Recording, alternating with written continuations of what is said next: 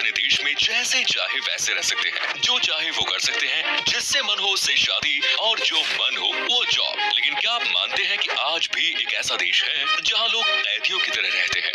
मतलब उनके पास घर तो है पर आजादी नहीं, जॉब तो है पर पैसे नहीं। इसीलिए इस देश से सभी लोग भाग जाना चाहते हैं, पर अफसोस कि उनकी ये इच्छा भी पूरी नहीं हो पाती, क्योंकि जो कोई भी ऐसा करते देखा जाता है उसके साथ ऐसा किया जाता है जिसे सुनते ही रूह कांप जाए। दोस्तों, आज हम बात कर रहे हैं किम जोंग के देश नॉर्थ कोरिया की, कि कैसे उन्होंने अपने लोगों के जीवन को नर्क बनाकर रखा है। तो अपना सीट बेल्ट बांध लीजिए अच्छे से और निकलते हैं नॉर्थ कोरिया के सफर पर। 26 मिलियन की आबादी वाला ये देश 120,538 स्क्वायर किलोमीटर में फैला हुआ है। एशिया महाद्वीप के पूर्वी हिस्से में बसे इस देश के जापान, चीन और साउथ कोरिया जैसे पड़ोसी देश है। कोरिया प्रायद्वीप के उत्तर में बसे होने के कारण इसे नॉर्थ कोरिया कहा जाता है। एक समय में कोरिया सिर्फ एक प्रायद्वीप हुआ करता था, जिस पर 1910 से लेकर 1945 तक जापान ने अपनी हुकूमत चलाई। इतने लंबे समय तक कोरिया पर अपना राज चलाने वाले जापान को सेकेंड वर्ल्ड वॉर के दौरान जब करारी हार मिली तो कोरिया भी उसके चंगुल से आजाद हो गया। उस समय तक नॉर्थ कोरिया और साउथ कोरिया दोनों एक ही हुआ करते थे। जापान का कब्जा छूटते ही कोरिया के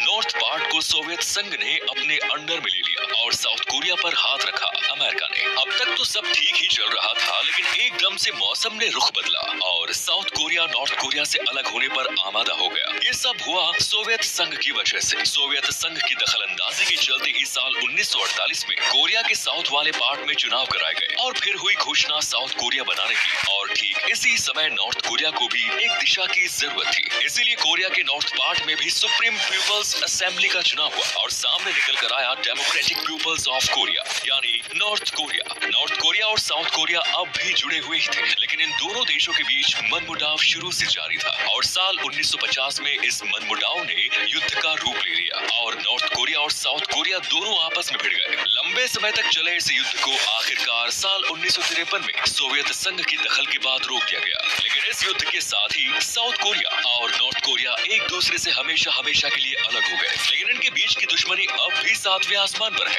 दोनों एक दूसरे से भिड़ने का मौका तलाशते ही रहते हैं। हालांकि नॉर्थ कोरिया के लोग अपने राजा किम जोंग उन की तानाशाही से परेशान होकर साउथ कोरिया भाग जाना चाहते हैं और साउथ कोरिया भी इन लोगों का दिल खोलकर स्वागत करता है, लेकिन स्वागत करने के लिए लोग नॉर्थ कोरिया से निकल नहीं पाते। चलिए अब आपको बताते हैं कि आखिर क्यों नॉर्थ कोरिया के लोग भागकर साउथ कोरिया जाना चाहते हैं। दरअसल जब से साउथ कोरिया और नॉर्थ कोरिया अलग हुए हैं, तब से साउथ कोरिया तरक्की करता जा रहा है। आज साउथ कोरिया में रहने वाले हर शख्स के पास खुद का शानदार घर, जॉब, सम्मान और पूरी आजादी है, क्योंकि साउथ कोरिया की सरकार खुद से पहले अपने नागरिकों के बारे में सोचती है, जबकि नॉर्थ के मामले में सरकार तो सिर्फ किम जोंग उन की ही है, जो अपने अलावा किसी और के बारे में कभी नहीं सोचते। इस देश में आज ना तो लोगों के पास अपनी पसंद का खाने को है, ना ही पहनने को, यहाँ तक कि रहने के लिए भी उन्हें सरकार का फरमान मानना पड़ता है।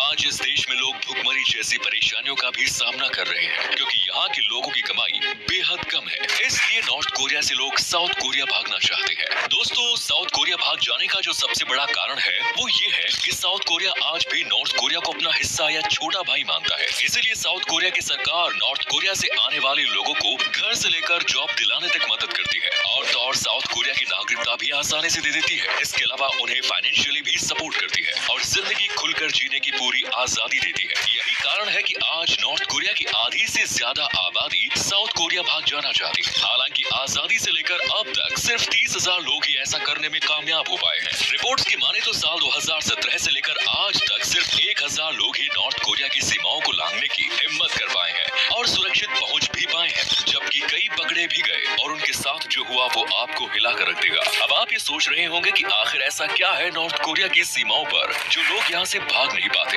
ये जानने के लिए हमें नॉर्थ कोरिया की तानाशाह के कुछ कायदे कानून जानने होंगे, वो कानून जिन्हें फॉलो करने से अच्छा लोग मौत चुनना पसंद करते हैं। सबसे पहले बात करते हैं नॉर्थ कोरिया के रेजिडेंशियल सिस्टम की। दरअसल यहाँ फॉलो होता है सॉन्गवन सिस्टम। ये सिस्टम नॉर्थ कोरिया के लोगों को 3 क्लास में डिवाइड करता है। पहली क्लास है कोर। इस क्लास में देश की आबादी का 28% शामिल है। इस क्लास में उन लोगों को शामिल किया जाता है जिन्होंने देश की आजादी के लिए काम किया, मतलब युद्ध में भाग लेकर देश की सेवा की। इस क्लास के लोगों को नॉर्थ कोरिया के सबसे शानदार और राजधानी शहर पियोंगयांग में रहने का मौका मिलता है। ये नॉर्थ कोरिया में सबसे विकसित शहर है। दूसरी क्लास है वेवरिंग। इस क्लास के लोग सरकार की नजर में बड़े सीधे साधे होते हैं, जिन्हें किसी से कोई मतलब नहीं होता। वे बस काम पर जाते हैं, आते हैं और खाकर सो जाते जाते हैं। इसी तरह इनकी पूरी लाइफ कट जाती है। तीसरी क्लास है हॉस्टाइल। इस क्लास में उन लोगों को शामिल किया गया है जो या तो गलत काम करते हैं या फिर किसी धर्म में विश्वास रखते हैं, और ऐसा इसलिए क्योंकि नॉर्थ कोरिया में किम से बड़ा कोई भगवान नहीं है, ऐसा खुद किम जोंग का कहना है। इस क्लास में रहने वाले हर शख्स के आईडी कार्ड पर लिखा होता है वो क्या जॉब करेगा और उस जॉब के लिए उसे कितना पैसा मिलेगा, कहाँ जाएगा, कहाँ रहेगा, यहाँ तक कि क्या पहनेगा और किससे शादी करेगा ये भी। जी हाँ, यहाँ ना तो लोगों को हंसी मजाक करने की आजादी है, ना ही अपनी मर्जी से शादी करने की। किम के परिवार वालों की तस्वीर हर घर में होना जरूरी है और ये तस्वीरें रोजाना साफ होती रहनी चाहिए। मोबाइल, इंटरनेट, ये सब तो यहाँ के लोगों के लिए जैसे सपना है, ना तो बोलने की आजादी, ना ही मर्जी का खाने की। यही कारण है कि नॉर्थ कोरिया के लोग अपने देश को छोड़कर भाग जाना चाहते हैं। चलिए अब आपको बताते हैं कि नॉर्थ कोरिया से भागने की कोशिश पर लोगों के साथ क्या कुछ किया जाता है। दोस्तों, साल 2011 से पहले की बात करें तो लोगों के लिए नॉर्थ कोरिया से भागना उतना मुश्किल नहीं होता था, लेकिन जब से सत्ता में किम जोंग उन आए हैं सब कुछ बदल गया। किम ने अपने देश की सीमाओं पर कड़ी सुरक्षा के इंतजाम किए और बॉर्डर पर भारी संख्या में सैनिकों को तैनात किया। इसके अलावा बॉर्डर रही फेसिंग में हर वक्त करंट दौड़ता है जिसे छूते ही इंसान जलकर राख हो जाए, लेकिन फिर भी अगर कोई इस बॉर्डर को पार करने की कोशिश करता है और पकड़ा जाता है तो किम के आदेश पर उसे उसी वक्त गोली मार दी जाती है। वहीं अगर वो सैनिकों के हाथ लग जाए तो उसे बीच बाजार लाकर पूरे देश को लोगों के सामने गोलियों से छन्नी कर दिया जाता है। ऐसा इसलिए ताकि कोई ऐसा करने की हिम्मत न कर पाए। लेकिन मान लीजिए कि इन सब के बाद भी अगर कोई नॉर्थ कोरिया को छोड़ने में सफल हो गया तब क्या होगा? तो ऐसा है कि किम जोंग उनके सैनिक देश में रहने वाले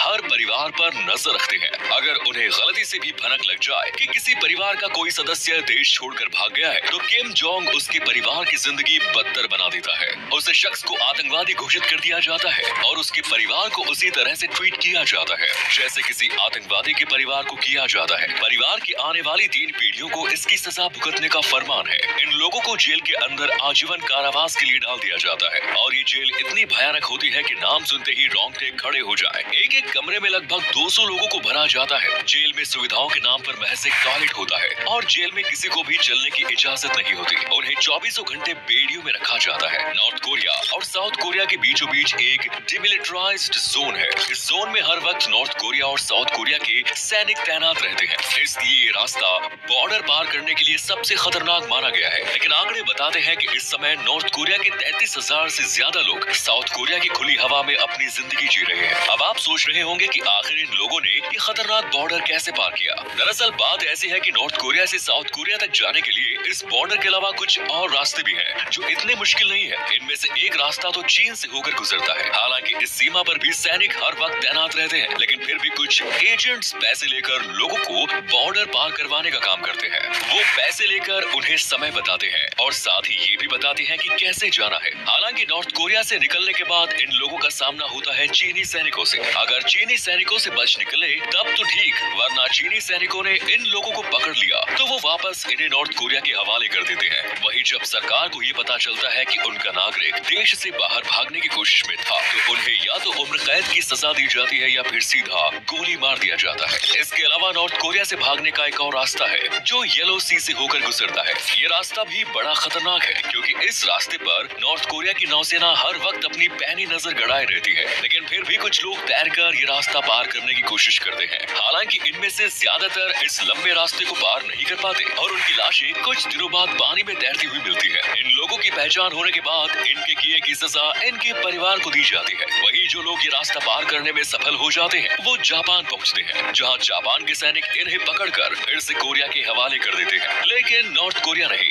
जापान के सैनिक इन लोगों को पकड़कर नॉर्थ कोरिया की जगह साउथ कोरिया के हवाले कर देते हैं, जहां इनकी जिंदगी बन जाती है। जो लोग अपनी फैमिली को नॉर्थ कोरिया में ही छोड़कर अकेले भागते हैं उनके परिवार वालों को बहुत कुछ सहना पड़ता है। इसीलिए हम तो यही कहेंगे कि अगर भागना ही है तो फैमिली को लेकर भागिए, कम से कम वो तो उस जिल्लत भरी जिंदगी से बच जाएंगे। वैसे क्या आपको पता है इस देश में प्यार करना कितना बड़ा जुर्म है? अगर नहीं तो बता दे कि प्यार करना मतलब नॉर्थ कोरिया छोड़कर भागने से भी बड़ा गुनाह है, क्योंकि इसकी सजा इस देश में बड़े ही भयानक तरह से दी जाती है, जैसे जोड़ियों को भरे बाजार शूट कर देना। अब तो आप समझ गए होंगे कि नॉर्थ कोरिया छोड़कर भागना क्यों इतना मुश्किल है। उम्मीद करते हैं वीडियो पसंद आई